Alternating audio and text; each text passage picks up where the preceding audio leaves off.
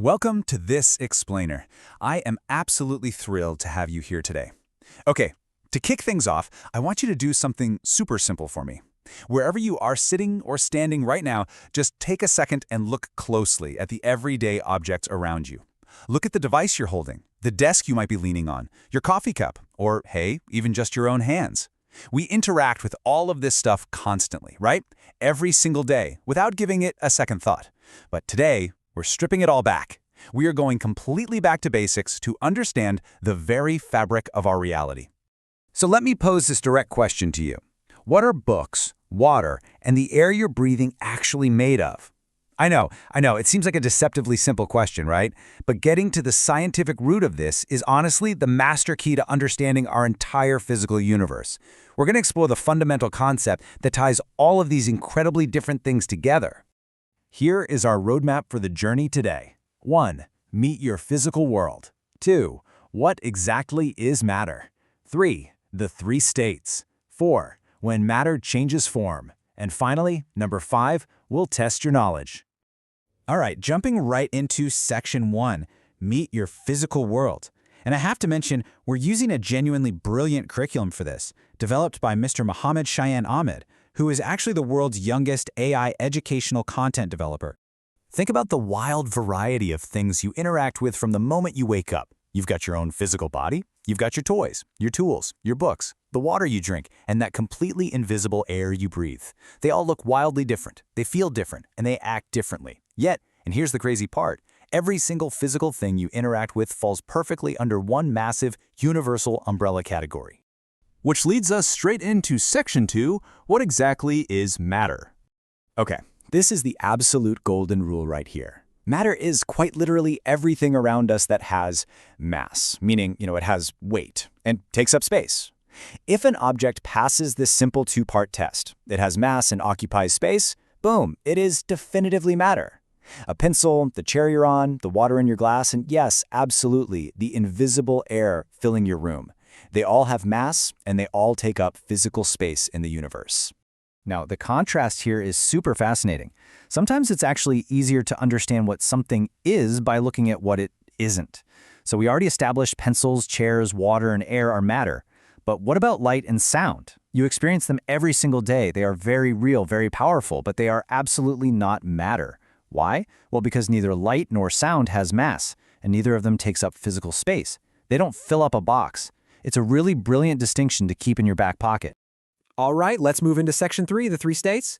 So, scientists essentially divide matter into 3 primary categories, or states. Think of these as 3 separate doors we can walk through to sort out our physical world. Step 1 is solid, Step 2 is liquid, and Step 3 is gas. Literally every piece of matter you will ever interact with belongs in one of these 3 buckets. Let's dig into the specific rules for each one. First up, we have the solid. Solids are the rigid rule followers of the matter world. They have a fixed shape and a fixed size. They don't just magically change their form on a whim. And there's a reason for this. Down on a microscopic level, a solid keeps its shape because its particles are packed incredibly closely together. It's like a jam-packed subway car at rush hour. Nobody is moving anywhere. They are locked in place. Concrete examples are everywhere around you. An ice cube, a heavy textbook, the wooden table, a plastic toy. They stubbornly hold their ground. Moving right along to our second state, we have the liquid. Now, liquids are fascinating because they have a fixed amount, meaning their actual volume stays exactly the same, but they do not have a fixed shape. Instead, they just flow and adapt perfectly to the shape of whatever container you pour them into. Whether it's water poured into a tall, skinny glass, or milk spilled out totally flat onto the kitchen floor, or juice swirling in a round pitcher, the liquid just happily takes that exact shape. Finally, our third state is gas. Gases are without a doubt the ultimate shapeshifters. They have this expansive, totally free-flowing nature. Gases just spread everywhere. They have absolutely no fixed shape and no fixed size. They will just keep expanding outward to fill whatever space they're given. The air we breathe every second, the pure oxygen in a scuba tank, or the steam rising from a hot cup of tea, these are all classic, everyday examples of gas. Now for the really dynamic part, section 4, when matter changes form. Because, matter isn't just stuck in one state forever. Let's actually trace this cycle visually. acting it out through heating and cooling.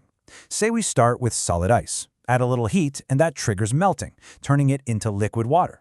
Crank up that heat even further, and you get evaporation, transforming that water straight into a gas.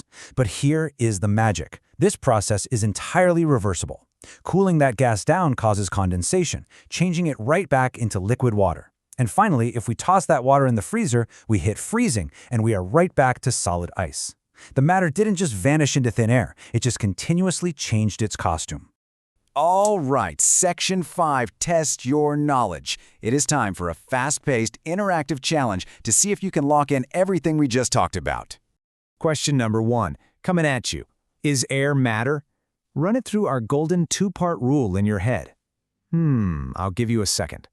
Yes, spot on. Even though it's an invisible gas and you can't really grab it, it clearly takes up volume and has weight. Okay, next up, question 2. Which state of matter is milk? Think about how it behaves when you pour it. Boom, exactly. It's a liquid. It keeps its fixed volume, but it adapts perfectly to the shape of your cereal bowl. All right, last one, and it's about transformations. What exactly does ice change into when it is subjected to heat? Nailed it. It undergoes melting to become liquid water. Honestly, grasping these fundamental building blocks just gives us such a deeper appreciation for the physical world around us.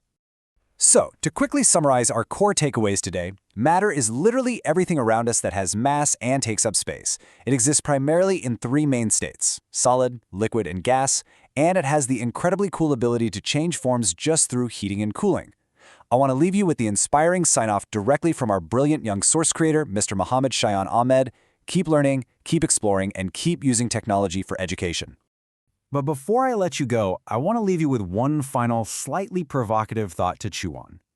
If matter truly is everywhere, totally surrounding us, and constantly capable of shape-shifting right before our very eyes, what entirely unseen, undiscovered forms of matter might we stumble upon next? I really hope this sparks your scientific curiosity the next time you look at a simple glass of water or even just feel the wind on your face. Keep exploring, and I'll catch you on the next explainer.